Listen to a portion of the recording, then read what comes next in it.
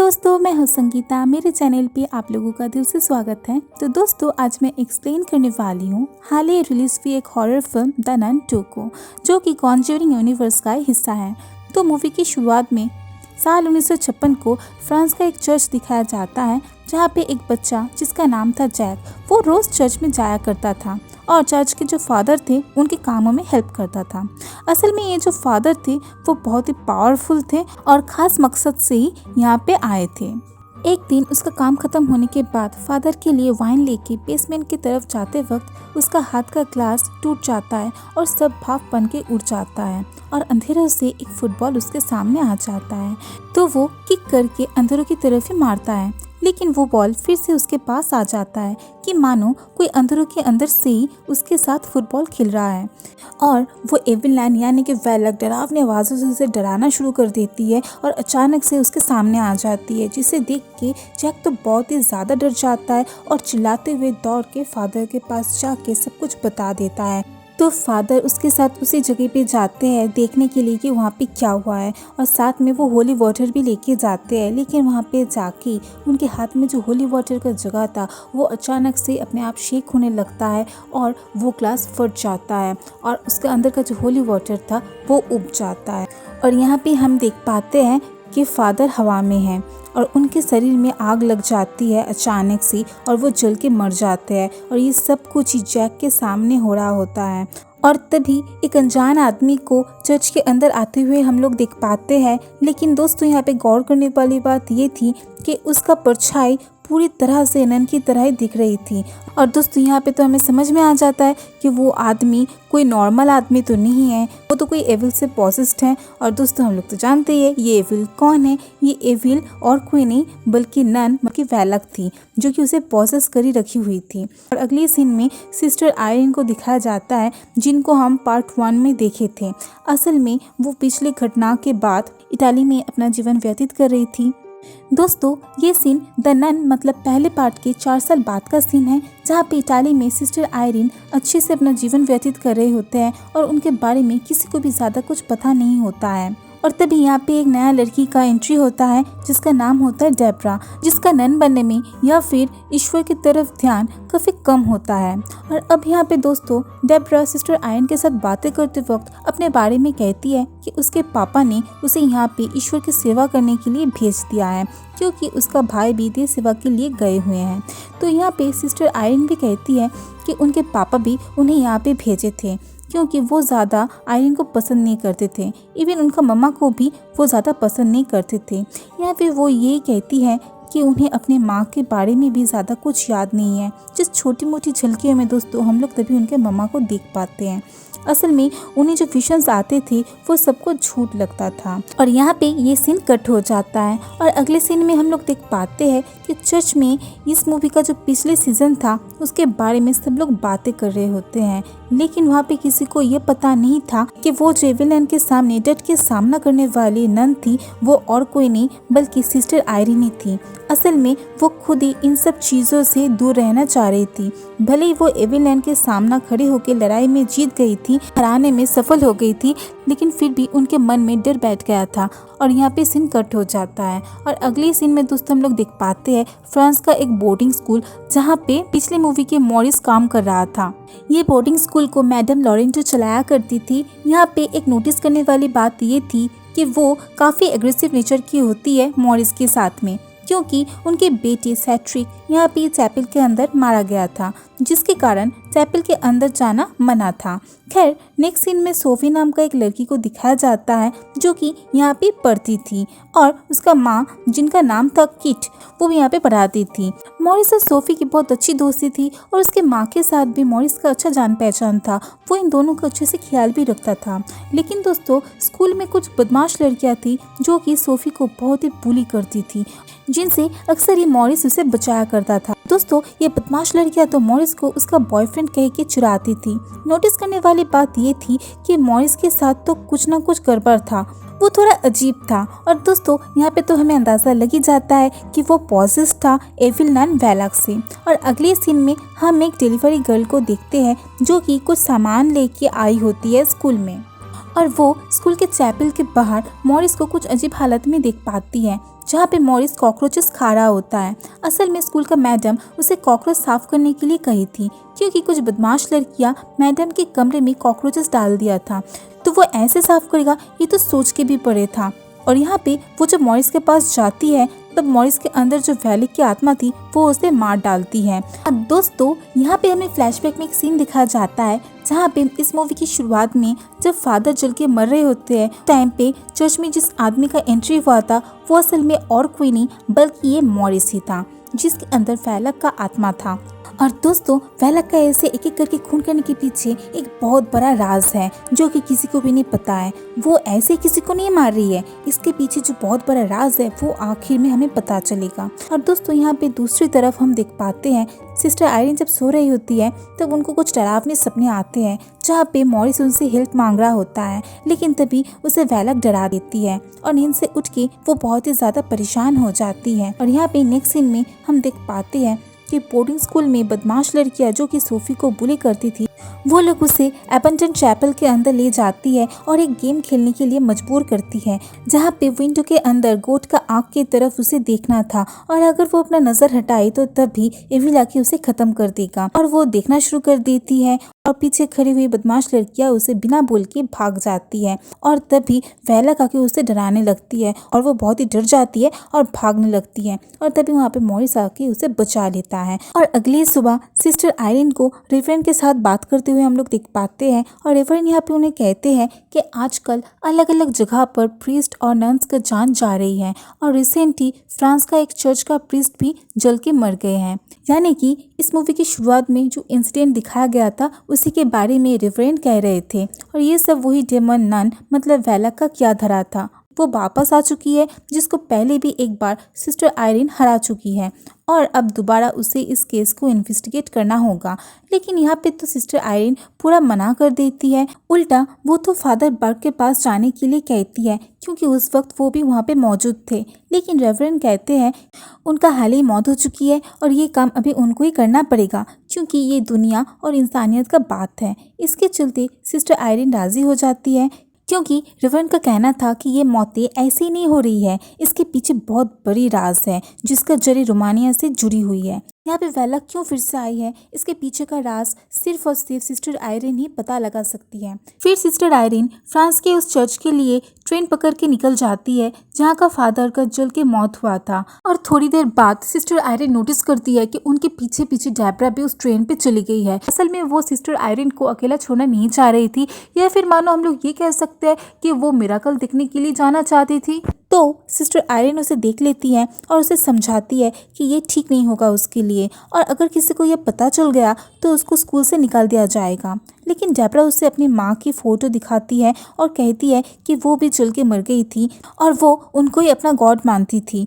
तब से उसके ईश्वर के ऊपर से फेथ टूट चुका है। तो सिस्टर आयरिन यहाँ पे उसे अपने फेथ के ऊपर ध्यान देने के लिए कहती है और फेथ से ही बड़े बड़े चमत्कार होते हैं क्योंकि वो खुद देखी है। इसी बीच वो अपने माँ की कहानी भी सुनाती है। असल में डेब्रा जब बोर्डिंग स्कूल पे आई थी सिस्टर आयरिन को वो अपने माँ के बारे में बताई थी कि उसे सिर्फ कुछ झलकियाँ याद है, लेकिन असल में ये सच नहीं था। उसे सब कुछ अच्छे से याद था, जो कि ईश्वर पे बहुत ही ज़्यादा विश्वास करती थी। लेकिन उसका पिता उन्हें मेंटल हॉस्पिटल पे भेज दिया था हमेशा के लिए, जिसके बाद वो कभी भी अपने माँ को देख नहीं पाई। खैर अब वे दोनों फ्रांस के चर्च में पहुंच के छानबीन करना शुरू कर दिए थे और यहाँ पे सिस्टर आयरिन को जैक का एक विजन आती है जहाँ पे जैक उन्हें एक क्रूज देता है। छानबीन करते वक्त बहुत बार वैलेक का विजन आती है जो कि उसे हॉन्ट करती है और कुछ समय बाद वो जैक को खेलते हुए देख पाती है। उससे पूछताछ करने से कुछ भी खास पता नहीं चलता है। जैक यहाँ पे सिर्फ एक बात ही कहता है कि उसे उस दिन एक शैडो दिखाई दिया था और अचानक से वैलेक का आत्मा आके उन सबको डरा देती है, जो कि सच में एक बहुत बड़ा हार्ट अटैक वाला सीन था। गाइस ये वही सीन था जो कि हमने ट्रेलर पे देखा था। एक अजीब सा लाइब्रेरी था जहाँ पे सिस्टर आयरिन आके खड़ी होकर देख रही थी और अचानक से किताबों के पन्ने अपने आप ही पलटते रहती हैं और किताबों के पन्ने से ही वैलेक की एक छवि बन जाती है। और फिर सिस्टर आयरिन पीछे से एक आवाज़ सुन के जब पीछे घूम के देखती है वहाँ पे कोई भी नहीं रहता है, लेकिन वापस जब किताब की ओर देखने जाती है तो भी वैलेक का आत्मा आके गला पकड़ लेती है। जहाँ पे आयरिन को फिर से एक विजन आती है जहाँ पे एक नन की जबरदस्ती आंखें निकाली जा रही थी और ये देख के सिस्टर आयरिन बेहोश हो जाती है। फिर डेब्रा आ जाती है और उन्हें संभाल लेती है और यहाँ पे सीन कट हो जाता है। और अगले सीन में बोर्डिंग स्कूल में मॉरिस को दिखाया जाता है, जहाँ पे मॉरिस बार बार वेलक के द्वारा पॉसेस्ड हो रहा होता है और स्कूल के अंदर अजीबोगरीब इंसिडेंट हो रहा होता है, जिसके लिए सोफी बहुत ही डर जाती है। और यहाँ पे कॉन्जरिंग 2 की रेफरेंस आती है, जहाँ पे गेट खुलता है और मुझे तो लगता है कि ये लॉरेन वारेन का ही घर था। ये वही सीन था जहाँ पे लॉरेन वारेन नन का नाम जानने का कोशिश कर रही थी, मतलब असली नाम। जब हॉल के अंदर उन्हें नन दिखाई देती है तो वहाँ पे उसका बेटी उसके तरफ इशारा करती है और उधर सिस्टर आयरिन को हॉस्पिटल में होश आता है, जहाँ पे उन्हें समझ में आ जाता है कि आखिरी वक्त मॉरिस उसका साथ दिया था, उसे बचाया था और तभी वेलक उसे अपनी शिकार बना लिया था, उसे अपने वश में कर लिया था और ऐसे ही वो वहाँ से बच गई। मतलब वो सब जगह पे घूम के इन सबको मार रही थी। और तभी डेब्रा आयरिन को कहती है कि जैक मिलने आया था और एक क्रूज भी दे के गया, जिसके ऊपर कुछ सिंबल भी था, जो कि आयरिन पहले अपने विजन में देख लिया था। और ऐसा सिंबल वाली क्रॉस सभी मरने वालों के पास पाया गया था। मतलब ये सिंबल वाला क्रॉस बहुत ही खास है। तो वे दोनों ये सिंबल के बारे में पता लगाने के लिए चले जाते हैं, जहाँ पे उन्हें पता चलता है कि ये सिंबल एक खानदानी सिंबल है, जो कि सेंट लूसी के खानदान से है। और अब आयरिन को ये समझ में आ जाता है, उसने अपने विजन में सेंट लूसी की आंखें निकालते हुए ही देखी थी, जो कि एक बहुत पावरफुल रेलिक है, मगर फिलहाल के लिए उसे छुपाया गया है। और तभी सिस्टर आयरिन कहती है कि ये सब सेंट लूसी की ही वंशज है।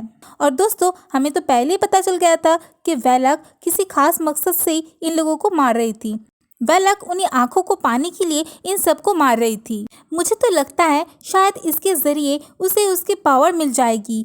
यहाँ पे लाइब्रेरियन कहते हैं कि एक समय ऐसा भी था, वेलक एक फरिश्ता हुआ करती थी। कुछ गलतियों के लिए ईश्वर उनसे पावर छीन ली थी और अब वो रेलिक से अपना पावर वापस लाना चाहती है। इवन ये लाइब्रेरियन भी यही कहता है कि उन्हें उसको रोकना होगा और रेलिक का लोकेशन भी बता देता है। यहाँ पे सारी चीज़ों का जानकारी उन्हें मिल जाएगी। वो बताते हैं कि यहाँ से कुछ ही दूर में एक एबंडन चैपल है, जहाँ पे उन्हें दफनाया गया था।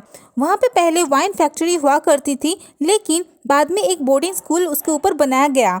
और दोस्तों, यहाँ पे तो बहुत अच्छी तरीके से हमें समझ में आ जाता है कि मॉरिस बोर्डिंग स्कूल पे क्यों आया था। असल में वो मतलब वेलक यहाँ पे रेलिक को ढूंढने के लिए आया हुआ था, जिसके चलते उसके सामने जो भी बाधा बन रहा था उसे वो खत्म करते जा रहा था। अब ये सब सुन के आयरिन और डेब्रा तुरंत गाड़ी पकड़ के बोर्डिंग स्कूल के लिए निकल जाते हैं। और फिर हमें बोर्डिंग स्कूल का सीन दिखाया जाता है, जहाँ पे चैपल के अंदर मॉरिस को अजीब तरीके से घूमते हुए स्कूल के प्रिंसिपल देखती है, जो कि चैपल के गेट पे अपना सर को बार बार मार रहा था। फिर प्रिंसिपल उसे संभाल के होश पे लाती है। रीजन पूछने से मॉरिस कहता है कि उसे कुछ भी पता नहीं कि वो यहाँ पे कैसे आया और रेस्ट करने के लिए भेज देती है। अब उसके बाद चैपल के अंदर से कुछ अजीबोगरीब आवाज़ें सुनाई देती है, जिसके कारण प्रिंसिपल लॉक खोल के अंदर जाती है। तो वहाँ पे उन्हें अपना मरे हुए बेटे का आत्मा दिखाई देती है। यहाँ पे प्रिंसिपल के बेटे मतलब सैट्रिक का आत्मा को वेलक ने इस्तेमाल किया है, ताकि यहाँ पे सैट्रिक के माँ को झांसे पे ले आ पाए, लेकिन वो तो मानती नहीं है। तो वेलक सैट्रिक के द्वारा उसे मार देती है। अगली सुबह जब किट आती है और प्रिंसिपल की लाश देखती है, तब वो बहुत ही डर जाती है। शाम को मॉरिस, किट और सोफी एक साथ बैठ के बातें कर रहे होते हैं। मॉरिस का तबीयत खराब हो जाती है और उसके गर्दन में एक उल्टा क्रॉस बन गया होता है, जो कि बहुत ही भयानक दिख रहा था।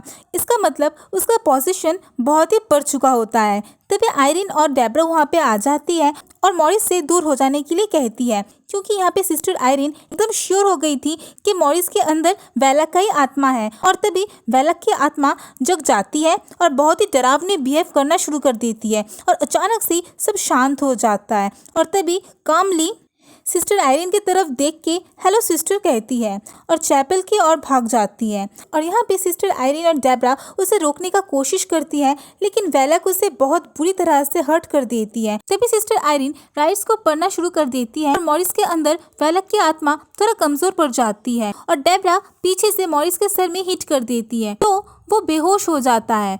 फिर चैपल के अंदर सब लोग सेंट लूसी की आंखें ढूंढना शुरू कर देते हैं। अब वे लोग चैपल के अंदर वो रेलिक को ढूंढते हैं, तभी सोफी आके उन्हें उस विंडो के बारे में बताती है, जो एक मैकेनिज्म था। जो कि सेंट लूसी के खानदान वालों ने वहाँ पे लगाए थे, ताकि कोई भी उनसे रिलेटेड या फिर जानकर यहाँ पे आए तो उन्हें वो आंखें मिल जाए। यहाँ पे सोफी कहती है कि जब भी सूरज की रोशनी उस गोट के ऊपर पड़ती है तभी उसका आंखें चमकती है, और ये सुन के डेब्रा वहाँ पे टॉर्च के लाइट से देखने का कोशिश करती है। तो टॉर्च का लाइट गिरते ही लाल रंग का एक लाइट दिखाई देती है जो कि सीधे रैलिक तक जाती है, और डेब्रा वहाँ से रैलिक निकाल लेती है। तभी मॉरिस भी जग जाता है, और साथ ही साथ जो विंडो था उस पे बने गोट जिसको ये लोग डेमॉन मान रहे थे वो अचानक से गायब हो जाता है, और सोफी घबरा जाती है। उधर बाकी बच्चियों को वो गोट मतलब वैलक के रियल रूप डराने लगती है। दोस्तों, आप लोगों को शायद याद नहीं है, ठीक ऐसी रूप हम लोग कंज्यूरिंग 2 में देखे थे, जहाँ पे लॉरेन वॉरेन को नन का रियल नेम वैलक पता चल गया था जब वो उसे हेल में वैनिश कर देती है।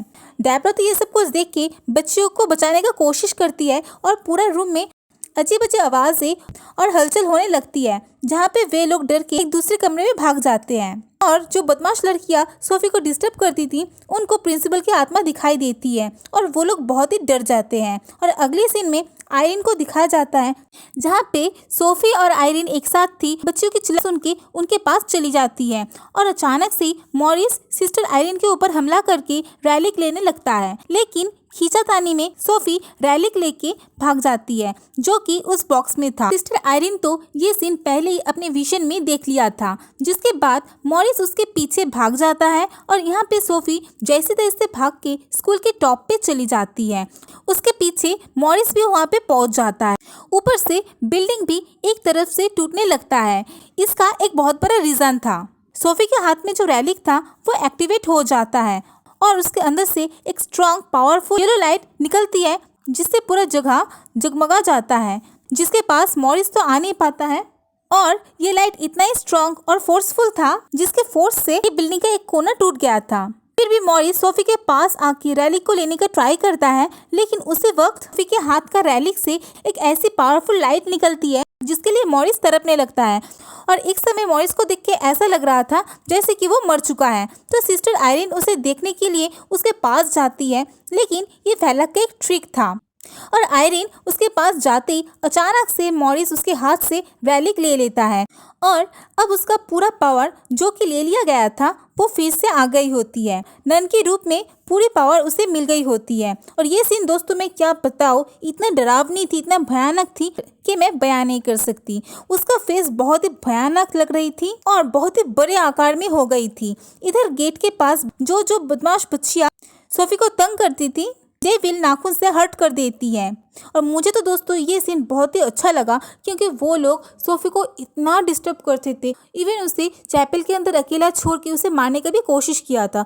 तो दोस्तों ये तो बहुत ही सेटिस्फाइड वाला सीन था। और दोस्तों इधर तो वैलक बहुत ही पावरफुल हो गई थी और सिस्टर आयरिन को उठा के आग में डाल देती है, जैसे कि एकदम मूवी की शुरुआत में चर्च के फादर को आग में डाल के जला दिया था। लेकिन इसी बीच सिस्टर आयरिन को अपने माँ की एक झलक या फिर विजन आती है, और यहाँ पे हम लॉरेन वॉरेन को देख पाते हैं। मतलब यहाँ पे उसे फ्यूचर दिखाई दे रहा होता है कि कैसे कनेक्ट हो रहा है सिस्टर आयरिन की, उसकी माँ की और लॉरेन वॉरेन की आंखें चमकती है। यहाँ पे हमें पता चल जाता है कि ये सब सेंट लूसी की वंशज है, इसीलिए यहाँ पे सिस्टर आयरिन और लॉरेन वॉरेन भी कनेक्टेड थे। और आयरिन को तो कोई रैली की जरूरत ही नहीं थी, उसकी खुद की आंखें काफी थी। और वैलक उसके अंदर में जो स्पेशल पावर थी जिससे कि वो आग को बुझा देती है और वैलक को हराने लगती है। मतलब सेंट लूसी के वंशज होने से उसके पास जो स्पेशल पावर थी जिससे वो डेमॉन से लड़ सकती है, हरा भी सकती है। सिर्फ अपने ऊपर विश्वास होना चाहिए। और यहाँ पे तो वैलक उसके ऊपर बहुत ही पावरफुल अटैक करती है, जहाँ पे आयरिन सोफी और डेब्रा को प्रेयर करने के लिए कहती है। और इतना सब कुछ देखने के बाद डेब्रा को मिराकल पे विश्वास हो जाता है, क्योंकि वो पहले सिस्टर आयरिन को आग में गिरते हुए देखती है और फिर अचानक से आग बुझ जाती है और आयरिन को कुछ भी नहीं होता है। ये सब देख के भगवान के ऊपर और उनके मिराकल के ऊपर विश्वास हो गया होता है। ये सच में चमत्कार होते हैं। इन सब के दौरान वे लोग नोटिस करते हैं वहाँ पे वाइन है, क्योंकि पहले वहाँ पे वाइन का फैक्ट्री हुआ करती थी और चर्च पे भी वाइन लेके प्रेयर किया जाता है। तो वो वाइन लेके प्रे करना शुरू कर देती हैं ताकि वो वाइन होली ब्लड बन जाए, जैसे कि इस मूवी के फर्स्ट पार्ट मतलब द नन 1 में हुआ था। और दोस्तों आखिरी सीन में हम देख पाते हैं कि वो वाइन प्रेयर के वजह से होली ब्लड मतलब जीसस का खून बन जाती है और वेलक के ऊपर फेंकती वेलक जल के खत्म हो जाती है और उसे नरक में भेज दिया जाता है। लेकिन दोस्तों एविल या फिर शैतान ऐसे ही इतने जल्दी खत्म नहीं होते हैं और वेलक भी इस वक्त थोड़ी टाइम के लिए चली गई थी। तो गाइस मूवी के अंत में हम देख पाते हैं कि सब कुछ ठीक हो गया है, लेकिन मॉरिस तो अभी तक एविल से पॉसेस था और आगे 1970 को एड और लॉरेन वॉरेन उसका एक्सोर्सिज्म करते हैं और यहाँ पे तो सिस्टर आयरीन और मॉरिस के एक्सप्रेशंस देख के ही हम लोग समझ जाते हैं कि सब अभी तक ठीक नहीं हुआ है। खाली वेलक कुछ टाइम के लिए कमजोर या फिर भगाया गया होता है। उसे तो सिर्फ वो रैली की चाहिए था जो कि वो फिर लेने आएगी। और नेक्स्ट सीन में हम देख पाते हैं एड और लॉरेन वॉरेन को, जिनके पास चर्च से कॉल आता है एक नया केस के लिए। तो दोस्तों मुझे तो लगता है ये नया केस जरूर मॉरिस का ही होगा, तभी तो ये सब केस एक साथ जुड़ेंगी, है ना। तो दोस्तों ऐसे ही आज का ये कहानी खत्म होती है। तो आप ज़रूर बताना कमेंट पे कि द नन 2 का एक्सप्लेनेशन आपको कैसा लगा, और अगर अच्छा लगे तो ज़रूर लाइक, कमेंट, शेयर और सब्सक्राइब कर देना। Thank you.